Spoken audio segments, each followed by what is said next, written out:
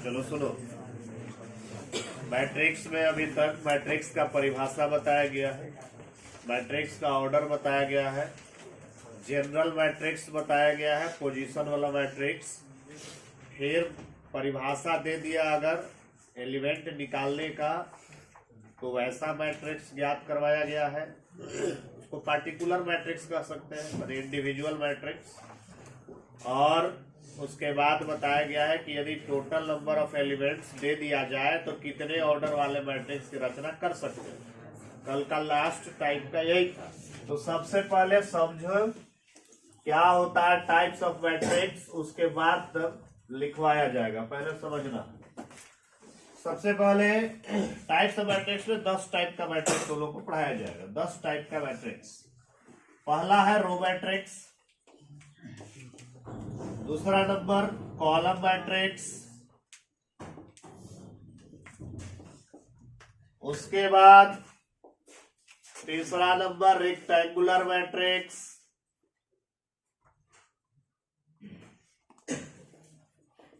और चौथा नंबर है स्क्वायर मैट्रिक्स। 4 पॉइंट एक साथ हम लोग समझेंगे। रो मैट्रिक्स को कहते हैं पंक्ति अवयव, हिंदी में नाम हो गया पंक्ति अवयव। कॉलम मैट्रिक्स को हिंदी में स्तंभ अवयव, रेक्टेंगुलर को आयताकार अवयव और स्क्वायर को वर्ग अवयव। पहले हिंदी नाम जल, पंक्ति, स्तंभ, आयताकार और चौथा का नाम वर्ग। मैट्रिक्स बने अवयव। जो एक बार वर्ड लिखवा दिया गया उसका हिंदी दिमाग में रखो। जो हिंदी मीडियम वाले हैं, जिसके पास हिंदी का किताब है, हिंदी मीडियम से भी मतलब नहीं है, जिसके पास हिंदी में मैथ का किताब है उसको हिंदी आना चाहिए। जिसके पास इंग्लिश मीडियम किताब है तो उसके लिए हिंदी जानने की आवश्यकता ही नहीं है। हिंदी सबको जानने की जरूरत नहीं है, लेकिन इंग्लिश सबको जानने की जरूरत है, क्योंकि इंग्लिश में ही सब आगे भी होगा। एजुकेशन बीएससी लोगे तो हिंदी में नहीं होता है, बीएससी बात जान लो। यहाँ तक हिंदी चल जाएगा लेकिन बीएससी हिंदी में होता ही नहीं है। तो इसलिए मजबूरी हो जाएगा कि वहां जाके तुमको सीखना है तो थोड़ा बहुत यही से जानकारी लेके जाओ ताकि दिक्कत ना हो। तो और जब भी भाषा का कोई दिक्कत होगा, मैथ में तो दिक्कत ही नहीं होगा, ए टू जेड में तो हिंदी इंग्लिश हम सब बोल ही देते हैं। लिखना चाहते तो लिख भी सकते हो, जो नहीं समझ में आया उसका हिंदी पूछ भी सकते हो। यहाँ भाषा का कोई दिक्कत नहीं होगा। बाकी सब काम तो हमको मैथ में करना है, संख्या के रूप में काम करना है। लिखना एक आध वो वर्ड लिखना रहता है अंग्रेजी, ज्यादा तो मतलब ही नहीं है। तो रो मैट्रिक्स क्या होता है भाई? कहता है कि वैसा अवयव, वैसा मैट्रिक्स जिसमें केवल एक ही रो हो। Matrix having only one row, सिर्फ एक रो, जिसमें केवल एक रो हो उसे रो मैट्रिक्स कहा जाता है। हाँ चलो, तो जिसमें केवल एक रो हो, रो की बात कर रहे हैं वन, कॉलम के हम कोई बात नहीं किए, कोई बात कॉलम पे नहीं किए। इसका मतलब कि कॉलम चाहे जितना भी रहे कोई टेंशन नहीं है। कॉलम 2 गो रहे, 4 गो रहे, 10 गो रहे, 1 गो रहे, कॉलम से हमको कोई लेना देना नहीं है। कॉलम का कोई चर्चा हम नहीं कर रहे। जिसमें केवल एक रो हो उसे रो मैट्रिक्स कहते हैं। जिसमें केवल एक कॉलम हो उसे कॉलम मैट्रिक्स कहते हैं। कॉलम मैट्रिक्स में रो की चर्चा नहीं की जा रही है। इसका अर्थ है कि रो चाहे जितना भी रहे नो प्रॉब्लम। कॉलम में कॉलम केवल एक होना चाहिए, रो में रो केवल एक होना चाहिए। रेक्टेंगुलर मैट्रिक्स वैसा मैट्रिक्स जिसमें नंबर ऑफ रो और नंबर ऑफ कॉलम इक्वल नहीं हो, नॉट इक्वल हो। Number of row and number of columns are not equal, equal नहीं होने चाहिए, तब उसे हम लोग कहेंगे रेक्टेंगुलर मैट्रिक्स, आयताकार अवयव। वैसा मैट्रिक्स जिसमें रो और कॉलम की संख्या बराबर हो उसे स्क्वायर मैट्रिक्स कहते हैं। रो और कॉलम की संख्या बराबर, उसको हम लोग कहेंगे स्क्वायर मैट्रिक्स। 4 चीज आपको समझाया गया। पहला रो मैट्रिक्स जिसमें केवल एक रो हो, कॉलम मैट्रिक्स जिसमें केवल एक कॉलम हो, रेक्टेंगुलर मैट्रिक्स जिसमें रो और कॉलम की संख्या बराबर नहीं हो, और स्क्वायर मैट्रिक्स जिसमें रो और कॉलम की संख्या बराबर। आगे बैठो, आगे बैठो। तो अब एग्जाम्पल पर ध्यान दीजिए। जब परिभाषा समझ लिए तो एग्जाम्पल पर ध्यान दीजिए। कहता है कि वैसा मैट्रिक्स जिसमें केवल एक ही रो होना चाहिए, जैसे 5 3, ये देख लीजिए। इस मैट्रिक्स के बारे में समझिए। इसमें केवल एक वो रो है और कॉलम है तुम्हारा दो। ऑर्डर लिखना है तो रो और कॉलम दोनों जानना होगा भाई। ऑर्डर है इसका 1/2, शुरू में रो लिखाता है बाद में कॉलम लिखाता है, तो रो यहाँ देखने से ही पता चल रहा है कि केवल एक है। जिसमें केवल एक रो हो उसे रो मैट्रिक्स कहते हैं। रो मैट्रिक्स की रचना देख लो कैसे बन रहा है। दूसरा एग्जाम्पल b इक्वल टू मान लीजिए दे सकते हैं 5 - 3 7। रो केवल एक वो है लेकिन कॉलम इसमें 3 वो है। कॉलम चाहे जितना रहे नो प्रॉब्लम, रो ओनली 1 होना चाहिए। जब रो ओनली 1 होगा तो उसे रो मैट्रिक्स कहा जाएगा। तो रो मैट्रिक्स का उदाहरण है, रो मैट्रिक्स का उदाहरण है। रो मैट्रिक्स का आप सजावट बनावट देख लीजिए कि कैसा है।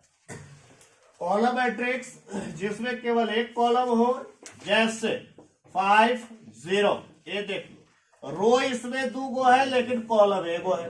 कॉलम मैट्रिक्स के लिए कॉलम केवल एक होना चाहिए। रो से कोई गिनती हमको नहीं करना है कि कितना है कितना नहीं है, कोई ध्यान नहीं देना है। चूंकि ऑर्डर लिखना है तो हम लिख रहे हैं, ऑर्डर केवल कॉलम नहीं लिखाएगा, लिखाएगा तो रो और कॉलम दोनों। लेकिन कॉलम मैट्रिक्स है या नहीं इस बात की जानकारी के लिए केवल कॉलम पे ध्यान देना है आपको। दूसरा उदाहरण मान लीजिए कि लिखा हुआ है 0 1/2 √2। इसमें देख लो रो तो 3 गो है लेकिन कॉलम एक ही है। वैसा मैट्रिक्स जिसमें कॉलम केवल एक हो उसे कॉलम मैट्रिक्स कहा जाता है। तीसरा रेक्टेंगुलर मैट्रिक्स जिसमें रो और कॉलम की संख्या बराबर नहीं हो, रो नॉट इक्वल टू कॉलम। ये है देखो मैथमेटिकल परिभाषा, रो और कॉलम एकदम इक्वल हो। मैथ में मैथमेटिकल परिभाषा ही माइंड में रखा जाता है। ऐसे एग्जाम्पल में ध्यान से देखिएगा। मान लीजिए कि दे दिए हम 2 3 4 5 6 7। ये देख लो इसमें रो कैगो है, देख लो भाई 2 गो, और कॉलम कैगो है 2 × 3। ये आपका हो गया 2 × 3। रो और कॉलम बराबर नहीं है रेक्टेंगुलर मैट्रिक्स। दूसरा उदाहरण देखो b बराबर 5 7। इस पे ध्यान दो भाई, कैगो रो है इसमें, कॉलम कैगो, रो और कॉलम बराबर है। जब रो और कॉलम की संख्या बराबर नहीं हो तो रेक्टेंगुलर मैट्रिक्स कहलाएगा। साथ ही साथ ये वाला मैट्रिक्स यहाँ भी बताया गया, तो ये तुम्हारा रो मैट्रिक्स का भी उदाहरण है। यानी एक उदाहरण एक से अधिक में भी जा सकता है, ऐसा नहीं है। जो जिसका परिभाषा को पूरा करेगा उसका उदाहरण वो कहलाएगा। ये हम नहीं कह रहे हैं कि रो मैट्रिक्स है तो सिर्फ रो मैट्रिक्स में उदाहरण दिया जा सकता है और कहीं नहीं दिया जा सकता, ऐसा नहीं है। ये जिसका जिसका परिभाषा को पूरा करेगा उसका उसका उदाहरण होगा। यानी रो और कॉलम बराबर नहीं है तो ये तुम्हारा रेक्टेंगुलर मैट्रिक्स भी कहलाएगा। यहाँ भी रो और कॉलम बराबर नहीं है तो ये तुम्हारा रेक्टेंगुलर मैट्रिक्स भी कहलाएगा। रेक्टेंगुलर मैट्रिक्स के भी उदाहरण में हम लिख सकते हैं 5 7। 2 गो रो है और 1 गो कॉलम है। तो मेरा कहने का मतलब है कि जब रो और कॉलम बराबर नहीं होगा, चाहे जैसन मैट्रिक्स हो रहे, रो और कॉलम बराबर नहीं है तो रेक्टेंगुलर मैट्रिक्स कहलाएगा। साथ ही साथ इसमें 1 गो रो है तो रो मैट्रिक्स भी कहलाएगा। इसमें केवल 1 गो कॉलम है इसलिए कॉलम मैट्रिक्स भी कहलाएगा। लेकिन ये सिर्फ और सिर्फ रेक्टेंगुलर मैट्रिक्स अभी तक जितना समझा है उसमें सिर्फ और सिर्फ रेक्टेंगुलर मैट्रिक्स कहलाएगा, न ही रो मैट्रिक्स कहलाएगा न ही कॉलम मैट्रिक्स कहलाएगा। बुझा रहा है? रो के लिए केवल 1 रो होना चाहिए था जबकि नहीं है, कॉलम के लिए केवल 1 कॉलम होना चाहिए था जबकि नहीं है। तो ये रेक्टेंगुलर मैट्रिक्स कहलाएगा। और ये रेक्टेंगुलर के साथ साथ रो भी कहलाएगा और ये रेक्टेंगुलर के साथ साथ कॉलम भी कहलाएगा। अगला स्क्वायर मैट्रिक्स, वैसा मैट्रिक्स जिसमें रो और कॉलम की संख्या बराबर हो जाए, जैसे 5 3 2 0। 2 गो रो है 2 गो कॉलम है, बराबर है, स्क्वायर मैट्रिक्स कहलाएगा।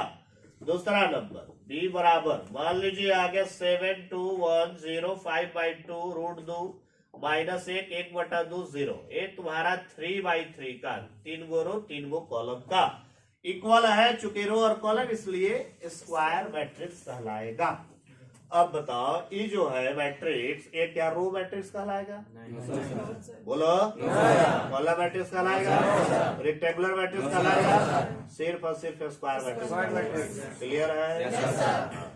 अब स्क्वायर मैट्रिक्स का हम और अंदर समझाते हैं। जो ऐसा पोजीशन स्क्वायर मैट्रिक्स में, ऐसा पोजीशन जिसमें आई और जे बराबर हो जाए, आई और जे बराबर हो जाए, तो आई और जे बराबर जो हो जाएगा तो मतलब जे को भी आई कह सकते हैं, चाहे आई को भी जे कह सकते हैं। जब बराबर है तो कह सकते हैं। Yes sir. तो इसी चीज को हम ई इतना ब्रैकेट में न लिख करके इसको हटा करके हम कह सकते हैं कि ए आई आई बड़े दोनों बराबर रहे।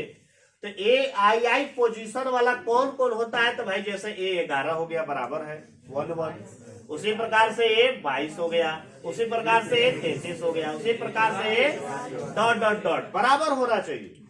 आई और जे का मान बराबर होना चाहिए। ऐसे पोजीशन वाले तत्व को डायगोनल एलिमेंट कहा जाता है, विकर्ण के तत्व कहलाते हैं। ये जो लिखा हुआ है ए 11 ए 22 ए 33 ए 44 ये पोजीशन लिखा हुआ है। इस पोजीशन पर के जो जो तत्व होंगे वो डायगोनल एलिमेंट कहलाएंगे। डायगोनल एलिमेंट कहलाएंगे, डायगोनल एलिमेंट्स। और इसको छोड़ के बाकी जो बचा, इसको छोड़ के भी तो पोजीशन बचा, हम सब पोजीशन थोड़े लिखे हैं। ए 11 के बाद ए 22 लिख दिए तो ए 12 कहाँ लिखे? इसमें नहीं लिखे ए 12। ए 22 के बाद ए 23 नहीं लिखे, 33 से पहले भी 31 32 होता है, नहीं लिखे। इसका मतलब कि जो जो एलिमेंट छोड़ दिए उसको कहते हैं non diagonal. Non NON non मतलब नोट होता है, नोट मतलब डायगोनल को छोड़ के बाकी जो बच गया रेस्ट एलिमेंट, बचे हुए शेष तत्व को नॉन डायगोनल एलिमेंट्स कहलाते हैं। पे ध्यान दीजिए एग्जांपल पे। ए 11 पोजीशन पे बोलो कौन है? ए 22 पे कौन है? 0। तो ए जो पोजीशन हो गया ये डायगोनल एलिमेंट्स का पोजीशन हुआ। अब एक बार जब हम बता दिए तो माइंड में दिमाग में हो जाना चाहिए कि डायगोनल जो है ऐसे कोना में आता है, इस प्रकार से इसका बनावट है। जैसे हम रोज समझाए कि ऐसा बनावट है, जहां एक बार तुमको दिख गया ऐसा तो तुरंत समझ जाओगे कि भाई रो मैट्रिक्स है। जहां इस प्रकार का ऐसा दिख गया एगो तो समझ जाओगे कि कॉलम है। तो ठीक बनावट माइंड में रखना। इस प्रकार के जहां आएगा तो डायगोनल एलिमेंट्स है, और बाकी जो बच गया उसको क्या कहेंगे? Non diagonal elements. यहाँ देखो ए 11 बोलो कितना है? ए 22 कितना है? ए 33 कितना है? 0 है। तो ए तुम्हारा जो आ गया वही बात हम यहाँ समझा रहे हैं कि इस प्रकार का जो आ गया ये डायगोनल। अब बाकी जो इतना बच गया 6 गो, इसको क्या कहेंगे? Non diagonal elements. क्या कहेंगे? डायगोनल एलिमेंट्स का मतलब जो ए 11 ए 22 ए 33 ए 44 ए 55 इस पे जो है, इस पोजीशन पर जो विराजमान है उसको कहेंगे डायगोनल एलिमेंट्स। बाकी जो बच गया वो सब कहलाएंगे नॉन डायगोनल एलिमेंट। तो ये ऐसा पोजीशन लिखा हुआ है कि हमेशा ऐसे ही कोना में उपस्थित मिलेगा। ए 11 हमेशा शुरू में रहता है, शुरुआती पोजीशन का नाम ए 11 है। ए 22 का नाम इसके नीचे ऐसे तिरछा मिलेगा, ए 33 इसके तिरछा मिलेगा, ए 44 इसके तिरछा मिलेगा। मतलब हमेशा इसी प्रकार के बनावट आएगा। और ये डायगोनल और नॉन डायगोनल सिर्फ और सिर्फ स्क्वायर में बंटवारा किया गया है, आयताकार में नहीं, रो में नहीं, कॉलम में नहीं। ये स्क्वायर मैट्रिक्स के तत्वों को 2 भागों में बांटा गया और उसमें डायगोनल और नॉन डायगोनल बांटा गया। बुझा गया सबको? तो डायगोनल एलिमेंट्स और नॉन डायगोनल एलिमेंट्स का उपस्थिति स्क्वायर मैट्रिक्स में होता है। किसमें होता है? ये नहीं कि हम ये रेक्टेंगुलर में खोज रहे हैं, रेक्टेंगुलर में नहीं खोजेंगे। ये सिर्फ और सिर्फ बंटवारा किया गया है स्क्वायर मैट्रिक्स में। और आगे और भी उदाहरण जब हम बता रहे हैं और भी टाइप्स बताएंगे तो स्क्वायर मैट्रिक्स में भी और आगे बताया जाएगा। मतलब स्क्वायर मैट्रिक्स के और अंदर में और भी अभी डिस्ट्रीब्यूशन किया जाएगा। तो ये बहुत इंपॉर्टेंट चीज है स्क्वायर मैट्रिक्स, इसी से आगे समझ में आएगा। तो इसलिए यहाँ पर एकदम क्लियर होना चाहिए कि डायगोनल कौन है, नॉन डायगोनल कौन है। दूसरा चीज की स्क्वायर कब होता है? रो कॉलम बराबर होता है तब होता है। क्लियर है? अब 5वां टाइप, ध्यान इधर दो। अभी हम बताए डायगोनल एलिमेंट, वो एलिमेंट था। अब डायगोनल मैट्रिक्स आ रहा है। डायगोनल एलिमेंट और डायगोनल मैट्रिक्स अलग अलग चीज है। स्क्वायर मैट्रिक्स के अंदर में तत्वों को विभाजन किया गया जो A11 A22 A33 A44 इस प्रकार के पोजीशन पर है, उसे डायगोनल एलिमेंट्स कहा जाता है। अब हम पढ़ने वाले हैं डायगोनल मैट्रिक्स। डायगोनल मैट्रिक्स क्या होता है उसके बारे में जानेंगे। तो डायगोनल मैट्रिक्स समझना है, लिखना नहीं है। सुनो पहले, समझो, उसके बाद तब फिर आगे समझाया जाएगा, लिखवाया जाएगा। डायगोनल मैट्रिक्स कहता है, और क्या पढ़ेंगे हम लोग? 3 चीज एक साथ ही समझेंगे। स्केलर मैट्रिक्स, आइडेंटिटी मैट्रिक्स,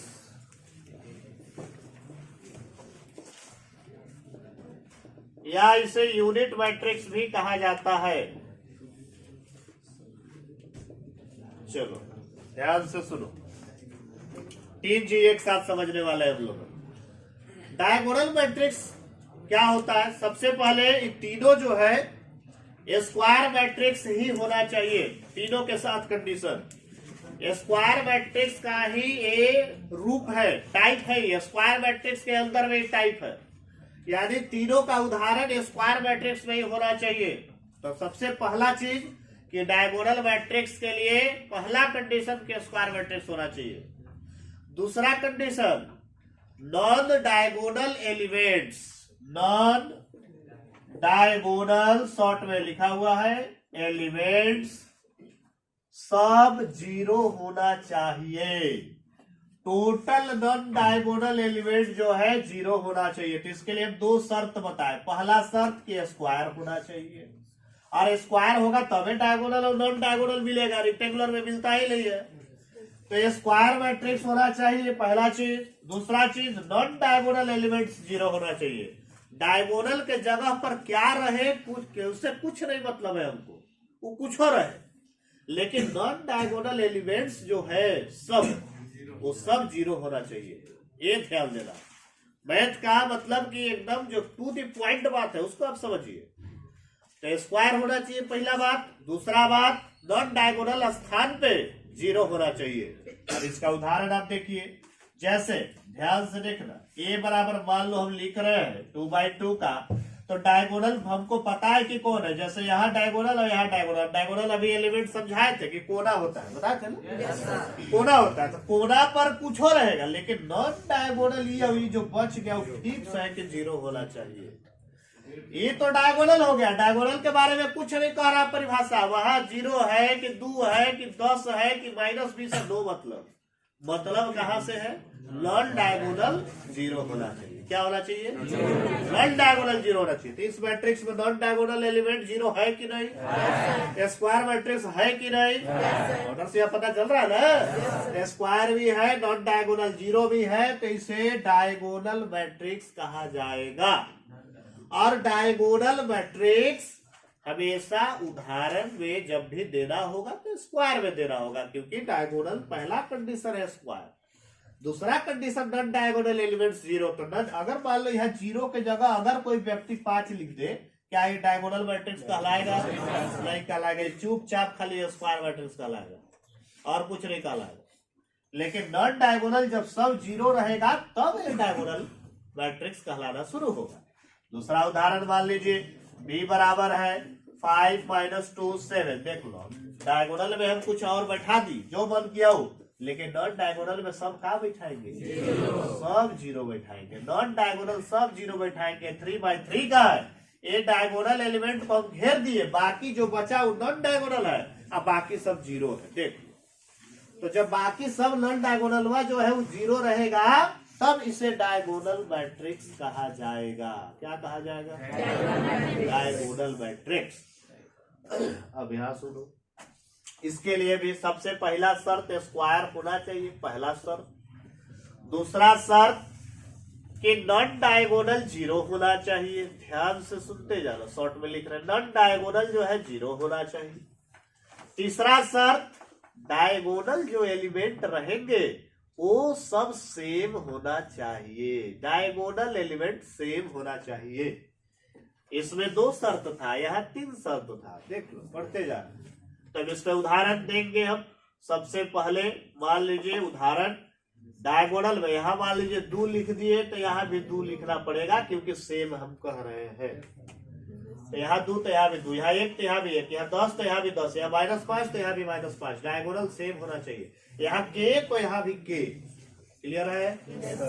अब नॉन डायगोनल 0 होना चाहिए, तो नॉन डायगोनल 0 है।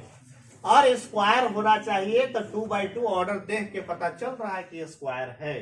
तीनों शर्त को ये पूरा किया, जब तीनों शर्त को ये पूरा कर दिया तब ये कहलाएगा स्केलर मैट्रिक्स। क्या कहलाएगा? Scalar matrix. स्केलर मैट्रिक्स में तीन शर्त, स्क्वायर पहला चीज, नॉन डायगोनल जीरो दूसरा चीज, तीसरा चीज डायगोनल सेम होना चाहिए, इक्वल होना चाहिए डायगोनल। अब बताओ तू, ये जो उदाहरण हम लिखे हैं, बढ़िया से सुनना, ये जो उदाहरण लिखे हैं स्केलर का तो लिखे ही है, वो तो दिख ही रहा है। ये बताओ कि ये स्क्वायर मैट्रिक्स कहलाएगा कि नहीं कहलाएगा? जिसका जिसका भी परिभाषा ही पूरा करेगा सबका उदाहरण कहलाएगा। ये नहीं कि स्केलर का है तो सिर्फ स्केलर का उदाहरण, ऐसा नहीं है। ये जिसका भी परिभाषा पूरा करेगा उसका उदाहरण ही कहलाएगा। तो स्क्वायर का परिभाषा पूरा कर रहा है, रो कॉलम बराबर होना चाहिए तो कर रहा है, तो ये स्क्वायर भी कहलाएगा। अब बताओ तुम इसको ध्यान से सुन के कि डायगोनल मैट्रिक्स कहलाएगा कि नहीं? आवाज नहीं आ रहा? कहलाएगा, क्योंकि डायगोनल होने के लिए जो दो शर्त है पूरा कर रहा है कि नहीं? कर रहा है, तो कर रहा है तो डायगोनल भी कहलाएगा। चलिए अब इसी चीज को हम 3x3 में भी उदाहरण दे सकते हैं। 5 5 5, बाकी सब जीरो भर देंगे, बाकी सब जीरो। डायगोनल वाला सेम होना चाहिए, नॉन डायगोनल जीरो होना चाहिए और स्क्वायर भी होना चाहिए, तब जाकर के तुम्हारा स्केलर मैट्रिक्स कहलाएगा। तीसरा, अब आइडेंटिटी समझ लो। अगला नेक्स्ट टाइप यूनिट मैट्रिक्स भी कहते हैं, आइडेंटिटी कहते हैं, हिंदी में इकाई कहते हैं। इसे तुम्हारा अदिश कहते हैं। स्केलर वेक्टर पढ़ा होगा फिजिक्स, अदिश सदिश, तो यहाँ अदिश है, स्केलर है ये तुम्हारा। वहाँ विकर्ण अवयव है, डायगोनल बने विकर्ण होता है तो विकर्ण, मैट्रिक्स बने अवयव तो विकर्ण अवयव है। चलिए ध्यान से सुनिएगा, कहता है इसका शर्त पहले सुनो। शर्त देखो, स्क्वायर होना चाहिए। दूसरा शर्त, नॉन डायगोनल जीरो होना चाहिए। तीसरा शर्त, डायगोनल जो है वो सिर्फ और सिर्फ 1 होना चाहिए, डायगोनल 1 होना चाहिए। यहाँ डायगोनल का रहा था सेम होना चाहिए, चाहे जो रहे, 2 रहे, 1 रहे, 10 रहे, 20 रहे, वहां टेंशन नहीं था। यहाँ और एकदम फिक्स कर दिया कि डायगोनल एक ही होना चाहिए। तब ये जो तीनों शर्त को पूरा करेगा वही आइडेंटिटी मैट्रिक्स कहलाएगा, वही यूनिट मैट्रिक्स कहलाएगा। एग्जाम्पल पर यहाँ ध्यान दीजिए। चलिए, डायगोनल 1 तो डायगोनल 1 बना दिए, नॉन डायगोनल जीरो तो नॉन डायगोनल जीरो बना दिए। स्क्वायर होना चाहिए तो स्क्वायर तो 2x2 है तो स्क्वायर है। अब इन तीनों शर्त को पूरा किया तो इसे हम आइडेंटिटी मैट्रिक्स कहेंगे। और आइडेंटिटी मैट्रिक्स को आई से भी सूचित किया जाता है। किससे सूचित किया जाता है? तो इसको हम लोग आई भी कह सकते हैं।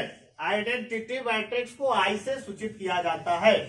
अगर आई में यहाँ पर अगर ऐसे 2 लिख दिया गया, ध्यान से सुनना, मतलब I2 लिख दिया गया, इसका अर्थ क्या है? इसका अर्थ है कि आइडेंटिटी मैट्रिक्स है और 2x2 ऑर्डर का। एक और 2 लिखल है मतलब कि स्क्वायर होता है तो भाई दोनों बराबर रहेगा। तो यहाँ दोनों लिखने की आवश्यकता नहीं है, केवल एक लिखाएगा। तो I2 लिखा गया, इसका मतलब है कि आइडेंटिटी मैट्रिक्स 2x2 ऑर्डर का। तो आइडेंटिटी मैट्रिक्स 2x2 ऑर्डर का यही वाला है। ये बहुत इंपॉर्टेंट चीज है, बहुत इंपॉर्टेंट चीज। मैट्रिक्स में जहां भी तुमको I2 लिखल मिल गया या सिर्फ और सिर्फ I लिखल मिल गया, समझ चला कि यही बात हो रहा है, आइडेंटिटी का बात हो रहा है। अगर दूसरा 3x3 का उदाहरण दे रहे, 1 1 1, बाकी सब जीरो भर देना है। ये देखो जीरो भर दिए, ये तुम्हारा आइडेंटिटी मैट्रिक्स हो गया।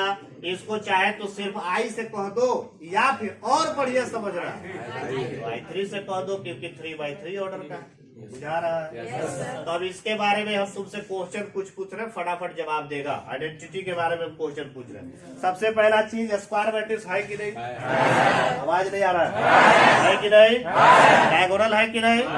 है कि नहीं? स्केलर है कि नहीं? स्केलर, स्केलर भी कहता है कि सेम होना चाहिए। तो भाई सेम तो है ही है, 1 रहे कि 10 रहे कि 20 रहे नहीं कहता है, कहता है सेम रहना चाहिए। तो सेम है ना। और आइडेंटिटी है कि नहीं? आइडेंटिटी तो परफेक्ट है एकदम, उसी के उदाहरण हम लिखे तो है ही है। क्लियर है?